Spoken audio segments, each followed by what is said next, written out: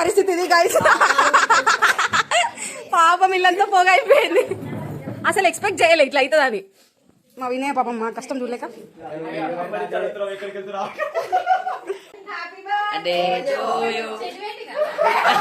ఇల్లంతా అట్లా గలీజ్ కావడానికి అండ్ పొగంతా రావడానికి కారణం ఏందో మీకు ఈ వీడియో ఎండ్ వరకు చూస్తే మీకు అర్థమైపోతుంది. సో నిన్న మా చిన్న బాబు బర్త్డే అనమాట. మా ఇంట్లో చిన్న పండుగ ఉంటే వాళ్ళందరూ వచ్చారు. సో బర్త్డే కేక్ అయితే ఇక్కడనే కట్ చేయించినాం అనమాట. అది ఏంటి అని అంటే మంచిగా కేక్ తెచ్చిరు. అదేదో స్పార్కిల్ అనుకున్నాం మేము. స్పార్కిల్ లానే ఉంటది అనుకున్నాం. స్మోక్ అంత వచ్చింది, బాగుండే అదంతా. మంచిగా పోయి పైన ఇట్లా నిల్చింది అనమాట, ఆరెంజ్ కలర్ మీరు చూస్తారు కదా. ఆ తర్వాత ఒక్కటేసారి ఫ్యాన్ వేసి ఇట్లా వదిలిపెట్టి బంద్ చేసిరు మళ్ళీ మా వాళ్ళు. ఇంకా అదంతా కిందకి స్ప్రెడ్ అవ్వడం స్టార్ట్ అయింది అనమాట.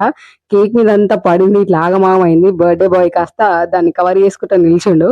సో అదనమాట. పొగ అయితే దారుణంగా అసలు ఊపిరి రాలే. ఇంకా అందరం బయటకు పోయి మళ్ళీ ఇంకా చాలా సేపటి తర్వాత ఇంకా బయట ఇట్లా కేక్ అయితే పెట్టేసినాం అనమాట. అది పరిస్థితి. ఇట్లాంటి స్మోక్ ఇవి అస్సలు ఇంట్లో పెట్టుకోకండి మీరైతే, ఎందుకంటే చాలా ఇబ్బంది అయిందనమాట. అండ్ కలర్ అంతా కింద ఇట్లా బండలకు అతుక్కపోయింది. అండ్ తుడిచినా కూడా చాలా వరకు పోలే అనమాట. సో ఇంకా మెల్లమెల్ల పోతుందేమో. మీరు అట్లాంటివి ఏవి ఇంట్లో పెట్టుకోవద్దు, ఎందుకంటే అది చాలా కెమికల్ కదా, చాలా స్ప్రెడ్ అవుతుంది. సో ఇదనమాట video. Thanks for watching. Bye bye.